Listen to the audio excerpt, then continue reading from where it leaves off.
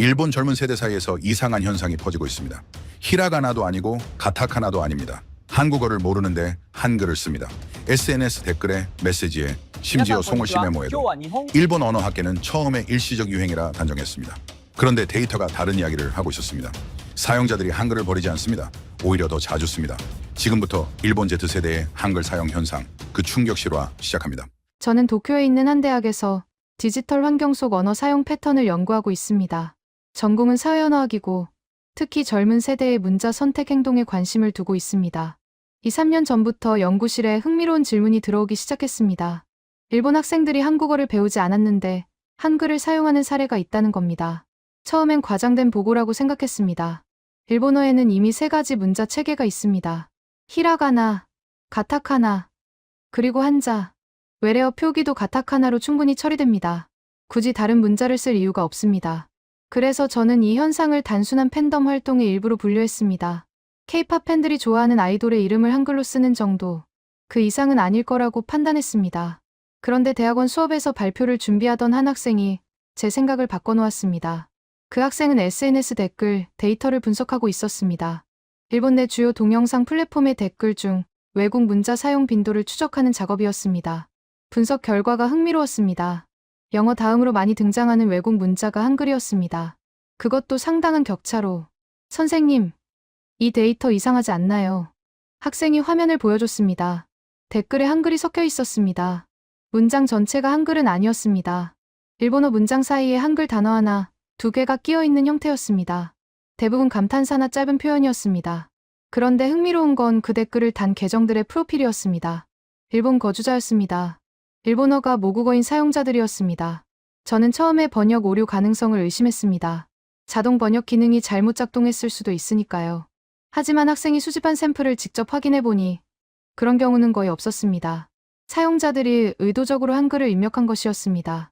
키보드를 한글 모드로 전환하고 직접 타이핑한 흔적이 분명했습니다.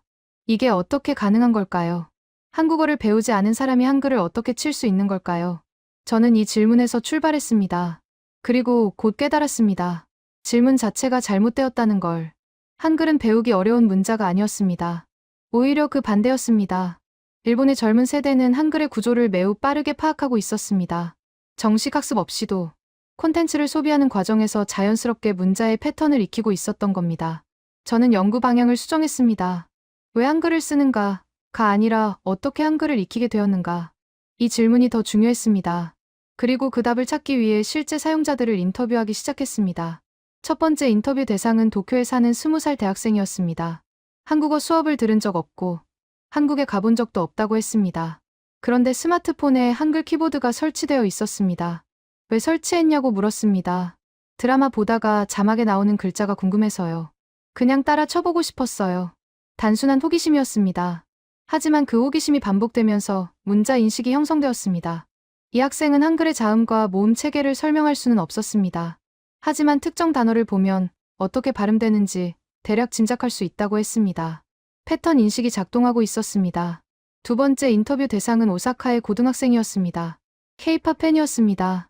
좋아하는 그룹의 노래 가사를 외우면서 한글을 접했다고 했습니다. 처음엔 로마자 발음 표기를 보고 따라 불렀는데 어느 순간부터 한글 가사를 직접 읽게 되었다고 합니다. 한글이 생각보다 규칙적이에요. 몇 번 보니까 어떤 글자가 어떤 소리인지 감이 와요. 이 학생의 말이 핵심이었습니다. 규칙적이라는 인식. 한글은 표음 문자입니다. 글자와 소리의 대응이 일관됩니다. 일본어의 한자처럼 여러 읽기 방식이 존재하지 않습니다. 이 특성이 학습 장벽을 낮추고 있었습니다. 저는 이 현상을 문자 노출 효과라고 부르기로 했습니다. 정식 교육 없이 콘텐츠 소비를 통해 문자 체계에 노출되고 그 노출이 반복되면서 자연스럽게 문자 인식이 형성되는 현상. 이건 언어 학습이 아니었습니다. 문자 체계의 직관적 습득에 가까웠습니다. 그리고 이 현상의 출발점에는 한류 콘텐츠가 있었습니다. 드라마, 음악, 예능. 일본의 젊은 세대는 이 콘텐츠를 대량으로 소비하고 있었습니다. 그리고 그 과정에서 자막의 한글에 반복적으로 노출되고 있었습니다. 의도하지 않은 문자 학습이 일어나고 있었던 겁니다. 저는 이 발견이 흥미로웠습니다. 하지만 아직은 확신이 없었습니다. 단순한 노출과 실제 사용은 다른 문제니까요. 한글을 인식하는 것과 한글을 직접 쓰는 건 다른 단계입니다. 과연 이 노출이 실제 사용으로 이어지고 있을까요?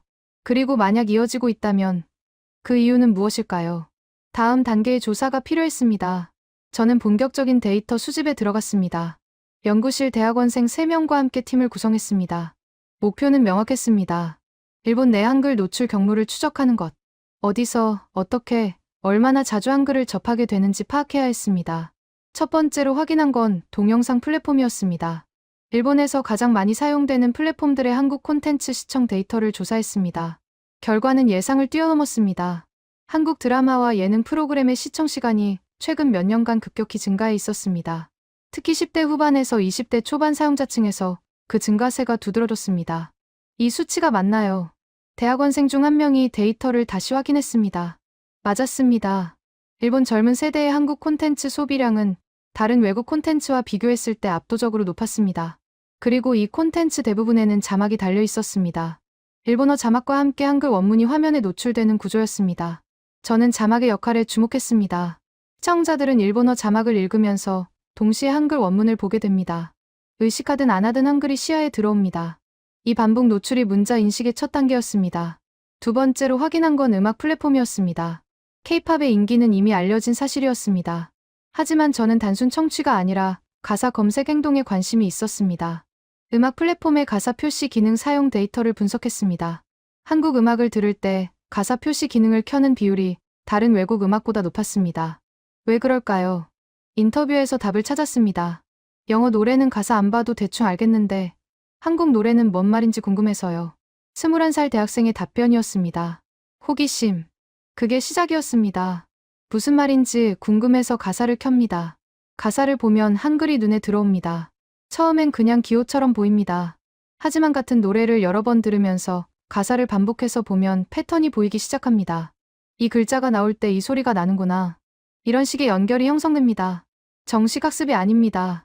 반복 노출을 통한 패턴 인식입니다. 그리고 한글의 구조가 이 과정을 가속화하고 있었습니다. 저는 여기서 중요한 차이를 발견했습니다. 영어나 중국어에 비해 한글은 패턴 인식이 훨씬 빠르게 일어난다는 점이었습니다. 이유는 한글의 설계 원리에 있었습니다. 한글은 자음과 모음이 분리되어 있고 그 조합 방식이 규칙적입니다. 같은 자음은 항상 같은 소리를 냅니다. 예외가 거의 없습니다. 영어를 생각해보세요. 같은 알파벳이 단어에 따라 다른 소리를 냅니다. 규칙을 외워도 예외가 너무 많습니다. 중국어는 더 복잡합니다. 글자와 발음 사이에 연결고리가 없습니다. 글자를 보고 발음을 유추할 수 없습니다. 그냥 외워야 합니다. 한글은 달랐습니다. 글자를 보면 발음이 거의 예측됩니다. 이 특성이 비학습자의 패턴 인식을 가능하게 만들었습니다. 콘텐츠를 반복 소비하는 것만으로 문자 체계의 기본 구조를 파악할 수 있었던 겁니다. 세 번째로 확인한 건 SNS였습니다. 일본 젊은 세대가 가장 많이 사용하는 플랫폼들을 분석했습니다. 한국 연예인과 인플루언서의 계정 팔로우 수가 상당했습니다. 그리고 이 계정들의 게시물은 대부분 한글로 작성되어 있었습니다. 한국 계정 팔로우하면 피드에 한글이 계속 올라와요. 19살 고등학생의 말이었습니다. 이 학생은 좋아하는 아이돌의 공식 계정을 팔로우하고 있었습니다. 매일 피드를 확인합니다. 그때마다 한글이 눈에 들어옵니다. 처음엔 번역 기능을 썼다고 합니다. 하지만 어느 순간부터 번역 없이도 대략적인 내용을 짐작하게 되었다고 했습니다. 완전히 읽는 건 아니에요. 그냥 자주 보는 단어들은 알겠어요. 이게 핵심이었습니다. 완전한 해독이 아니라 부분적 인식. 고빈도 단어들이 먼저 각인되고 있었습니다. 감사합니다. 사랑해요. 보고 싶어. 같은 표현들. 팬 커뮤니티에서 자주 등장하는 단어들이 먼저 인식되었습니다. 그리고 이 단어들을 기준점으로 다른 글자들의 패턴도 파악해 나가고 있었습니다. 저는 이 현상을 고빈도 어휘 앵커 효과라고 명명했습니다. 자주 접하는 단어가 문자 인식의 기준점 역할을 한다는 개념입니다. 이 앵커 단어들이 늘어날수록 전체 문자 체계에 대한 이해도 확장됩니다. 네 번째로 확인한 건 게임이었습니다. 한국에서 개발된 모바일 게임들이 일본 시장에서 상위권을 차지하고 있었습니다. 이 게임들 중 일부는 한국어 음성에 일본어 자막이 제공되는 방식이었습니다. 그리고 일부 사용자들은 의도적으로 한국어 서버에서 플레이하고 있었습니다. 한국 서버가 업데이트가 빨라서요. 새 콘텐츠 먼저 해보려고. 22살 게임 유저의 설명이었습니다. 이 유저는 게임 인터페이스의 한글을 읽을 수 있었습니다. 완벽하진 않지만 메뉴와 아이템 이름 정도는 파악한다고 했습니다. 게임을 하면서 자연스럽게 익힌 거라고 했습니다. 다섯 번째는 유튜브 쇼츠와 틱톡 같은 짧은 영상 플랫폼이었습니다. 알고리즘이 한국 콘텐츠를 추천하면 자막에 한글이 노출됩니다. 짧은 영상이라 같은 문장이 여러 번 반복됩니다. 이 반복이 문자 각인을 강화하고 있었습니다. 같은 밈이 계속 돌잖아요. 한글 자막도 같이 도는데 보다 보면 외워져요. 18살 고등학생이 웃으며 말했습니다. 밈 문화가 문자 학습 도구가 되고 있었습니다. 의도한 건 아니었지만 결과적으로 그렇게 작동하고 있었습니다. 저는 이 모든 데이터를 종합했습니다. 동영상 플랫폼, 음악 플랫폼, SNS, 게임, 쇼폼 콘텐츠. 일본의 젊은 세대는 일상적으로 한글에 노출되고 있었습니다. 하루에 적게는 수십 번, 많게는 수백 번. 의식하지 못하는 사이에 한글이 시야에 들어오고 있었습니다. 이건 학습이 아니었습니다. 환경이었습니다. 한글이 일본 젊은 세대의 디지털 환경에 스며들어 있었습니다. 그리고 이 환경이 비의도적 문자 노출을 만들어내고 있었습니다. 하지만 노출만으로는 설명이 안 되는 부분이 있었습니다. 왜 한글인가? 영어도 많이 노출됩니다. 중국어 콘텐츠도 있습니다. 그런데 왜 유독 한글에서 패턴 인식이 빠르게 일어나는 걸까요? 저는 이 질문의 답을 찾기 위해 한글의 구조를 더 깊이 분석하기로 했습니다. 그리고 그 과정에서 예상치 못한 발견을 하게 됩니다. 노출과 사용은 다른 문제입니다. 한글을 자주 본다고 해서 직접 쓰게 되는 건 아닙니다. 그 사이에는 넘어야 할 심리적 장벽이 있습니다. 저는 이 장벽이 어떻게 무너지는지 추적하기 시작했습니다. 첫 번째 단서는 댓글 문화에서 찾았습니다. 일본의 젊은 세대는 콘텐츠를 소비하면서 댓글을 남깁니다. 영상을 보고, 음악을 듣고, 감상을 공유합니다. 이 과정에서 특이한 패턴이 발견되었습니다. 한국 콘텐츠에 달리는 일본인 사용자들의 댓글 중 일부가 한글을 포함하고 있었습니다. 처음엔 아이돌 이름을 한글로 쓰고 싶었어요. 20살 대학생의 설명이었습니다. 좋아하는 아이돌의 이름을 일본어 가타카나가 아니라 한글 원문으로 쓰고 싶었다고 합니다. 더 정확하게, 더 진짜처럼 느껴져서. 그래서 한글 키보드를 설치했습니다. 이름 석자를 치기 위해서. 이게 시작이었습니다. 이름 하나, 단어 하나. 그게 첫 입력이었습니다. 그리고 한 번 한글을 쳐본 사용자들은 이상한 경험을 합니다. 생각보다 쉽다는 느낌. 일본어보다 빨리 쳐지는 것 같아요. 19살 고등학생이 말했습니다. 이 학생은 한글 키보드 배열을 외운 적이 없습니다. 하지만 자주 쓰는 단어 몇 개는 거의 자동으로 칩니다. 손가락이 기억한다고 했습니다. 저는 이 표현에 주목했습니다. 손가락이 기억한다. 한글 키보드의 구조가 여기서 중요해집니다.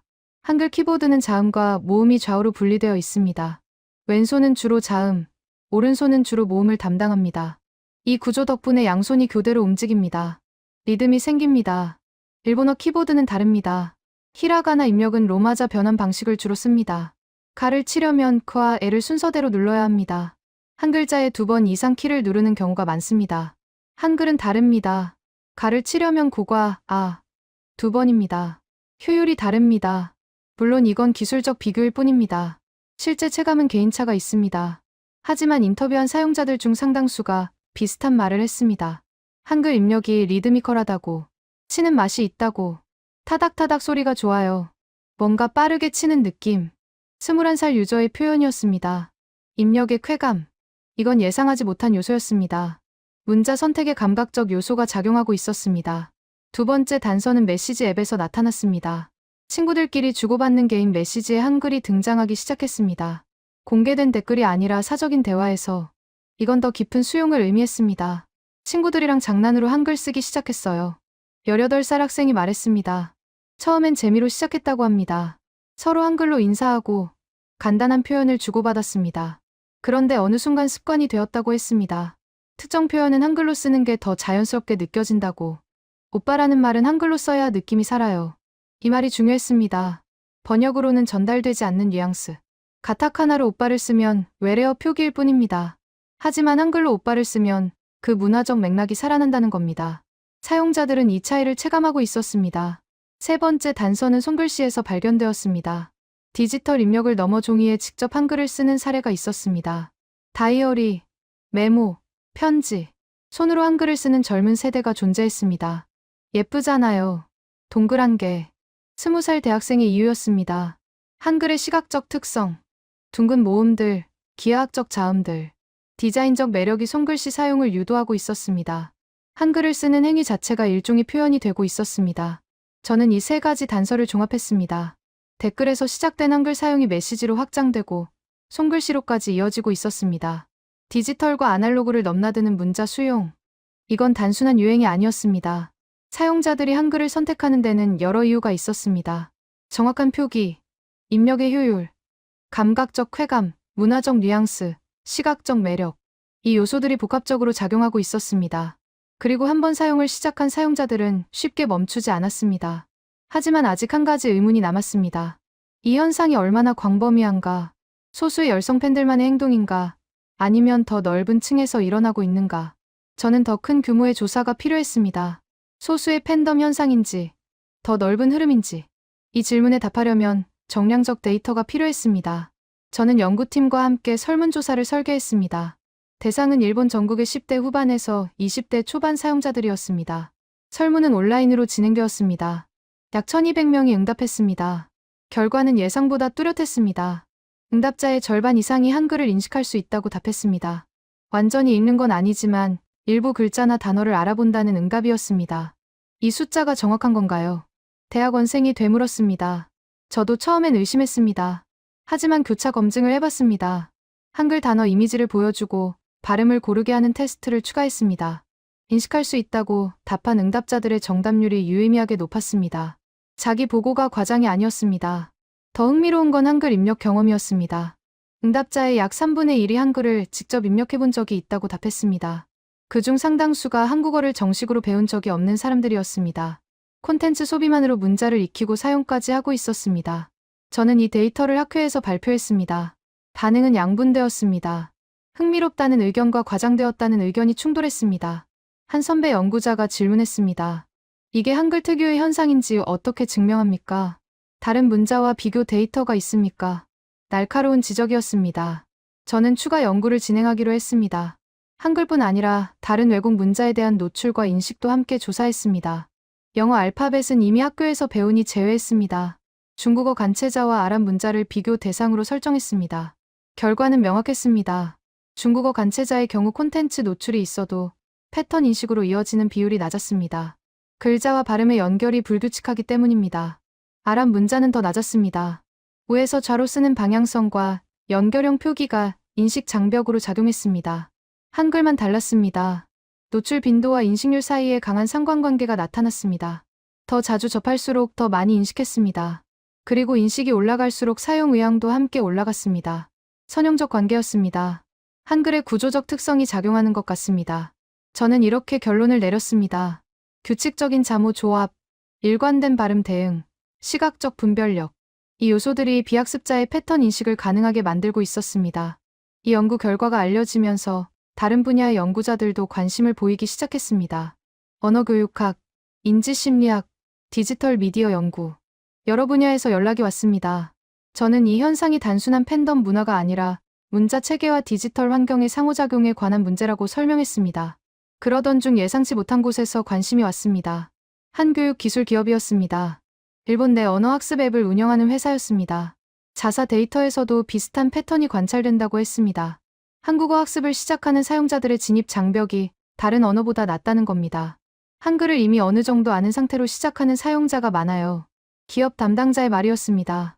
정식 학습 전에 이미 문자 인식이 형성되어 있다는 의미였습니다.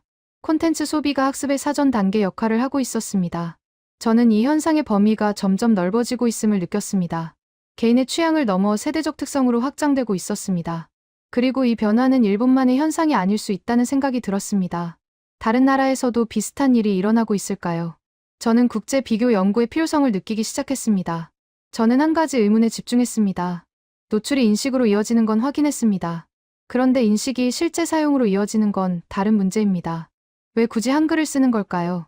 일본어로 충분히 표현할 수 있는데. 이 질문에 답하기 위해 심층 인터뷰를 진행했습니다. 한글을 반복적으로 사용하는 일본인 15명을 선정했습니다. 일주일에 한 번 이상 한글을 입력하는 사람들이었습니다. 한국어 학습자는 제외했습니다. 순수하게 콘텐츠 소비를 통해 한글을 익힌 사람들만 대상으로 삼았습니다. 첫 번째로 확인한 건 사용 맥락이었습니다. 어떤 상황에서 한글을 쓰는가? 응답은 일관되었습니다. 감정 표현이었습니다. 기쁘다, 슬프다 이런 거 한글로 쓰면 더 확 와요. 21살 여성의 답변이었습니다. 감정의 강도가 다르게 느껴진다고 했습니다. 일본어로 쓰면 평범한데 한글로 쓰면 더 직접적이라고. 이 표현이 흥미로웠습니다. 더 직접적. 저는 이 응답을 언어학적으로 분석해봤습니다. 일본어는 완곡 표현이 발달해 있습니다. 감정을 직접적으로 드러내기보다 우회적으로 표현하는 경향이 있습니다. 반면 한국어는 감정 표현이 상대적으로 직설적입니다.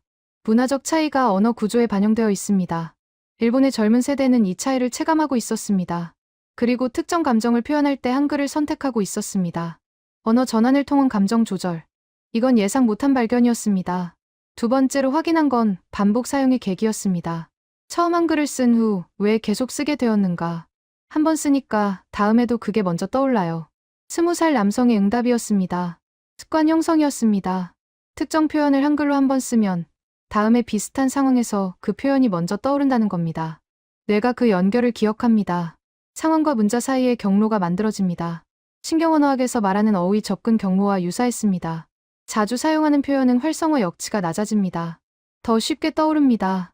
일본어 표현보다 한글 표현이 먼저 활성화되는 상황이 생기고 있었습니다. 세 번째로 확인한 건 사회적 맥락이었습니다. 한글 사용이 또래 집단 내에서 어떻게 인식되는가? 친구들도 다 쓰니까요. 안 쓰면 오히려 이상해요. 19살 고등학생의 말이었습니다. 집단 규범이 형성되어 있었습니다. 특정 친구 그룹 내에서 한글 사용이 공유된 행동 양식이 되어 있었습니다. 개인의 선택이 집단의 습관으로 확장되어 있었습니다. 이건 언어 변화의 전형적인 패턴이었습니다. 개인의 혁신이 집단으로 확산되고 집단 내에서 규범화됩니다. 그리고 그 규범이 다시 개인의 선택을 강화합니다. 피드백 루프가 작동하고 있었습니다. 네 번째로 확인한 건 지속성이었습니다. 일시적 유행인가? 지속적 습관인가? 3년째 쓰고 있어요. 이제 안 쓰는 게 더 어색해요. 22살 대학생의 답변이었습니다. 3년. 충분히 긴 시간이었습니다. 이 정도면 유행이 아니라 습관이었습니다. 그리고 습관은 쉽게 바뀌지 않습니다. 저는 인터뷰 결과를 종합했습니다. 한글 사용은 감정 표현의 필요, 습관 형성의 메커니즘, 또래 집단의 규범, 장기적 지속성이라는 네 가지 요소로 설명되고 있었습니다. 우연한 노출이 의도적 선택으로 전환되고 그 선택이 반복되면서 습관이 되고 습관이 집단으로 확산되어 규범이 되는 과정. 이건 문자 채택의 완전한 순환이었습니다. 그리고 이 순환의 중심에는 한글의 구조적 특성이 있었습니다. 배우기 쉽고, 쓰기 편하고, 표현이 직접적인 문자. 이 특성들이 선택을 유도하고 있었습니다. 저는 이제 확신했습니다. 이건 일시적 현상이 아니었습니다. 반복 사용이 습관이 되면 자연스럽게 비교가 따라옵니다. 사용자들은 한글과 기존 문자를 나란히 놓고 보게 됩니다. 어느 쪽이 더 편한지, 어느 쪽이 더 빠른지, 어느 쪽이 더 정확한지. 이 비교가 선택을 강화하거나 약화시킵니다. 저는 비교 경험에 초점을 맞춘 추가 조사를 진행했습니다. 한글을 사용하는 일본인들이 일본어 입력과 한글 입력을 어떻게 비교하는지 확인하고 싶었습니다. 첫 번째로 나온 건 입력 속도였습니다. 짧은 말은 한글이 더 빨라요. 21살 대학생이 말했습니다. 특히 감탄사나 짧은 반응어의 경우 한글 입력이 더 빠르다고 느꼈습니다. 일본어는 로마자 변환 과정이 필요합니다. 아이를 입력하려면 애를 치고 변환해야 합니다. 한글로 아이는 응, 아, 응. 이 네 번의 타이핑입니다. 글자 수는 비슷하지만 변환 단계가 없습니다.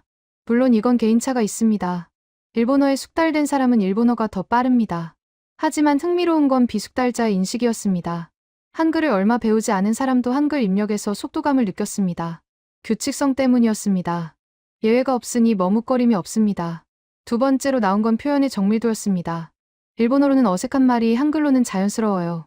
19살 고등학생의 설명이었습니다. 특히 한국 콘텐츠에서 들은 표현을 그대로 쓰고 싶을 때 한글이 유리했습니다. 번역하면 뉘앙스가 달라집니다. 원래 표현 그대로 쓰고 싶을 때는 한글밖에 방법이 없었습니다. 대박이라는 말을 일본어로 어떻게 해요? 딱 맞는 게 없잖아요. 이 말이 핵심이었습니다. 번역 불가능한 표현, 문화 특정적 어휘, 이런 표현들이 한글 사용을 촉진하고 있었습니다. 가타카나로 표기해도 외래어일 뿐입니다. 한글로 써야 진짜라고 느꼈습니다. 세 번째로 나온 건 시각적 구분이었습니다. 한글 쓰면 눈에 확 들어와요. 20살 여성의 말이었습니다. 일본어 텍스트 사이에 한글이 있으면 시각적으로 두드러집니다. 이걸 의도적으로 활용하는 사용자들이 있었습니다. 강조하고 싶은 말을 한글로 쓰는 겁니다. 일종의 시각적 하이라이트 기능. 이건 예상 못한 용법이었습니다. 한글의 의미 전달뿐 아니라 시각적 강조의 도구로도 쓰이고 있었습니다. 디자인적 기능이 추가된 겁니다. 네 번째로 나온 건 감정적 거리감이었습니다. 일본어로 쓰면 너무 진지해 보여요. 한글로 쓰면 가벼워져요. 22살 남성의 설명이었습니다. 같은 내용이라도 문자에 따라 어조가 달라진다고 느꼈습니다. 일본어는 공식적이고 진지한 느낌, 한글은 캐주얼하고 친근한 느낌. 이 인식이 맥락에 따른 문자 선택을 유도하고 있었습니다. 흥미로운 역설이었습니다. 모국어가 아닌 문자를 사용함으로써 오히려 심리적 부담이 줄어드는 현상. 외국어의 거리감이 역설적으로 표현의 자유를 주고 있었습니다.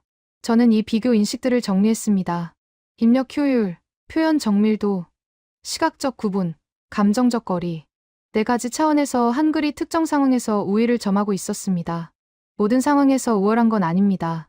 하지만 특정 맥락에서는 한글이 더 나은 선택지로 인식되고 있었습니다. 이 비교 경험이 축적되면서 사용자들의 문자 선택 패턴이 굳어지고 있었습니다. 이 상황에서는 일본어, 저 상황에서는 한글. 맥락에 따른 문자 전환이 자연스러워지고 있었습니다. 저는 이 현상이 단순한 유행을 넘어섰다고 확신했습니다.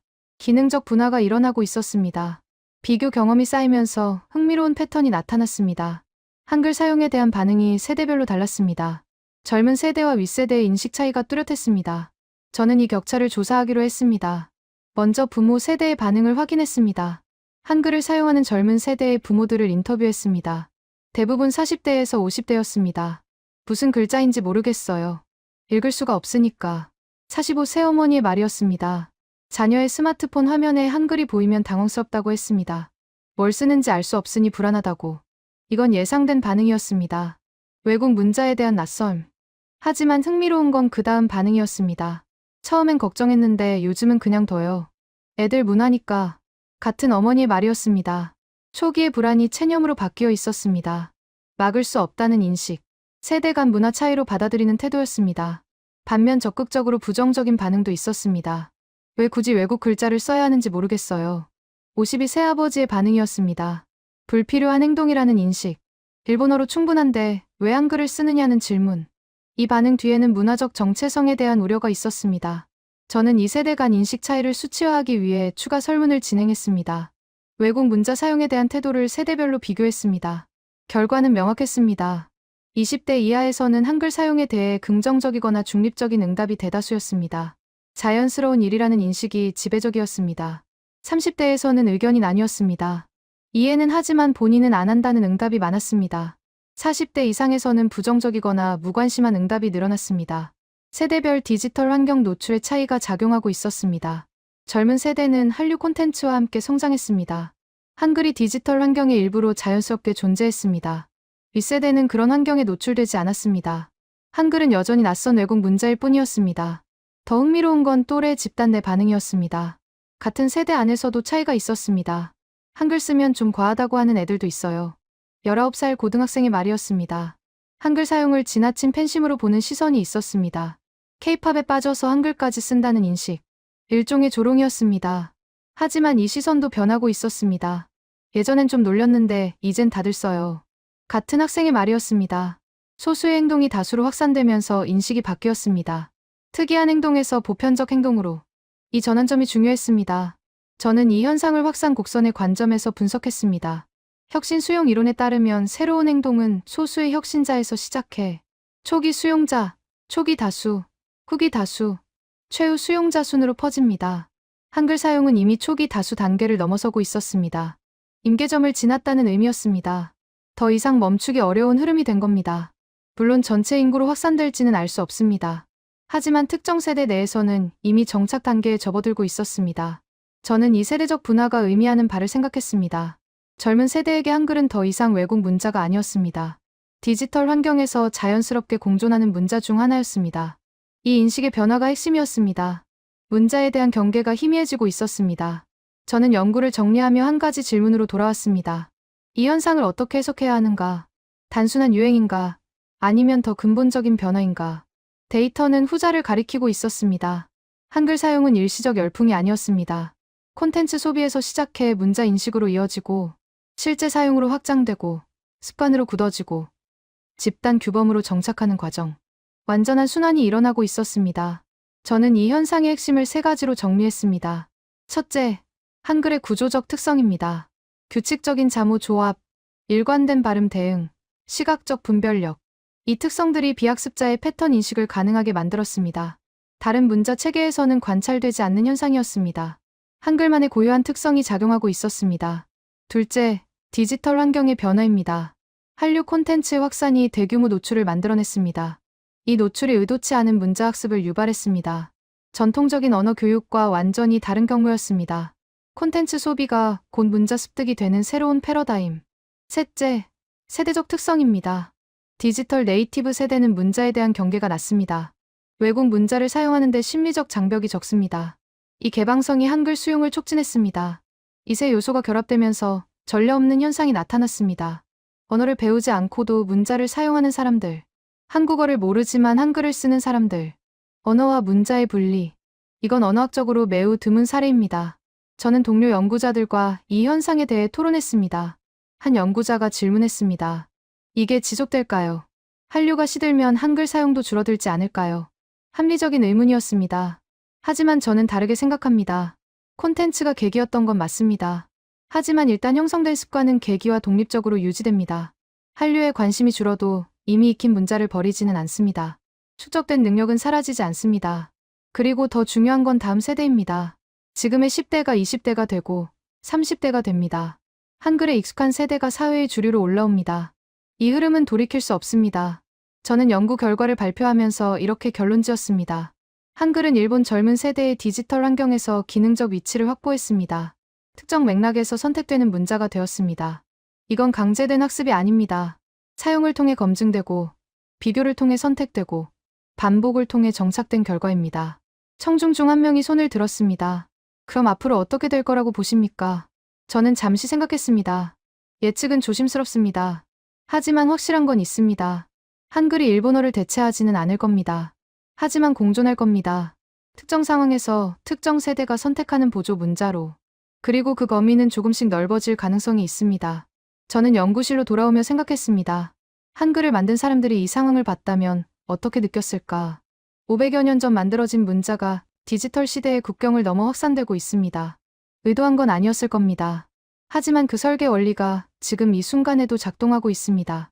규칙적이고 효율적이고 배우기 쉬운 문자. 그 특성이 시대를 넘어 증명되고 있었습니다.